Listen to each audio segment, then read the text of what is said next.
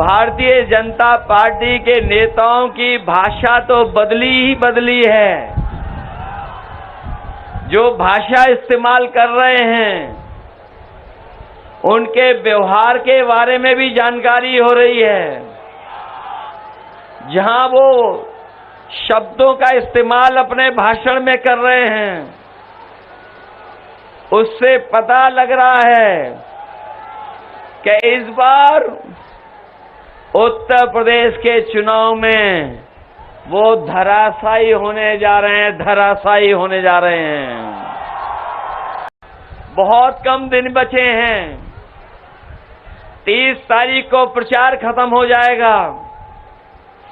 1 तारीख को आपको वोट डालना है।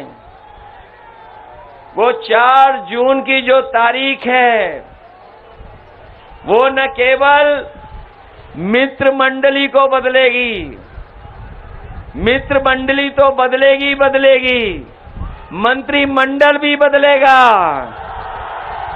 और मंत्रिमंडल के साथ साथ मीडिया मंडल भी बदल जाएगा। ये 10 साल से बीजेपी की सरकार ने हमें, आपको, सबको धोखा दिया है। और 10 साल अगर पीछे मुड़कर के हम देखेंगे तो इन बीजेपी वालों की हर बात झूठी निकली, इनका हर वादा झूठा निकला। हम अपने नौजवानों को कह के जा रहे हैं, जो इंडिया गठबंधन ने तय किया है कि 4 जून के बाद जब सरकार बनेगी तो न केवल जो 30 लाख नौकरियां जो कि अभी केंद्र सरकार की हैं वो भरी नहीं गई हैं, उनको तो भरेंगे ही भरेंगे, उसके साथ साथ अग्निवीर व्यवस्था भी हमेशा हमेशा के लिए खत्म हो जाएगी। ये अग्निवीर व्यवस्था को हम लोग कभी स्वीकार नहीं कर सकते हैं। और ये अग्निवीर व्यवस्था जो लाए हैं, ये जानबूझ करके बीजेपी के लोग लाए थे। वो जानते थे कि गांव के परिवार के बच्चों का जीवन बदल जाता है जिस समय किसी परिवार से कोई एक फौज में चला जाता है। न केवल उस परिवार का आर्थिक रूप से बल्कि समाज में भी सम्मान बढ़ जाता है। इसलिए जानबूझ करके भारतीय जनता पार्टी अग्निवीर व्यवस्था लेकर के आए हैं। मैं अपने नौजवानों को भरोसा दिलाता हूं, न केवल अग्नि व्यवस्था खत्म होगी, अगर कहीं उम्र की भी छूट देनी पड़ेगी तो वो भी छूट दे करके फौज की भर्ती को बढ़ा करके अपनी नौकरी दिलाने का काम करेंगे। ये चुनाव जहां हमारे आपके भविष्य का चुनाव है, वहीं ये चुनाव संविधान बचाने का भी है।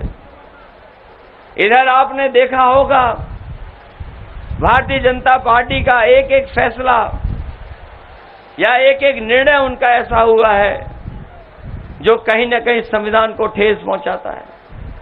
हमने कई मौकों पर कहा और हर सभा में कहा कि अगर इन्हें दोबारा मौका मिल गया तो यही जो संविधान बाबा साहब भीमराव अम्बेडकर जी का बनाया हुआ है, इस संविधान को बदल देंगे।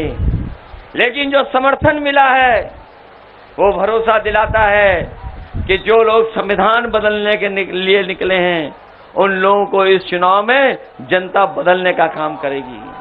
आने वाले समय में जब इंडिया गठबंधन की सरकार बनेगी तो आपकी पुरानी पेंशन को भी बहाल करने का फैसला इंडिया गठबंधन की सरकार में लेंगे।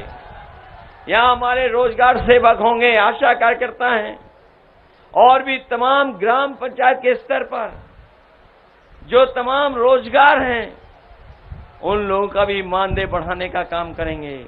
जहां हम किसानों का कर्ज माफ करेंगे, वहीं कहीं न कहीं व्यवस्था ऐसी भी लाएंगे कि हमारे गरीबों को, जो बहुत कुछ पैसे वाले कुछ होते हैं गांव में, उनसे सूद पर पैसा लेना पड़ता है, हम अपने गरीबों के लिए कोई न कोई ऐसा फैसला लेंगे जहां बैंकों से कर्ज माफ करेंगे और गरीबों को सस्ते में कर्ज मिल जाए, जिससे उन्हें कभी भी किसी के सामने अपने हाथ न फैलाना पड़े।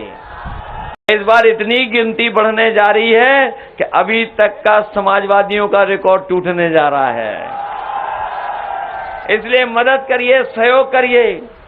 जहां हमारे आपके भविष्य का चुनाव है, वहीं संविधान बचाने का भी चुनाव है। मैं अपने बहुजन समाज के लोगों से विशेष अपील करूंगा कि ये लड़ाई बहुत बड़ी है। इस लड़ाई में कहीं कहीं हमें दिखाई देता है कि बीजेपी और बीएसपी अंदर से ही हाथ मिलाए हुए हैं, इसलिए हम उन्हें भी सावधान करना चाहते हैं कि इस लड़ाई में समाजवादी और इंडिया गठबंधन का सहयोग कर देना। जब आपकी मदद मिलेगी तो न केवल जीत होगी, बल्कि बाबा साहब का दिया हुआ संविधान को भी बचाने का हम लोग काम करेंगे।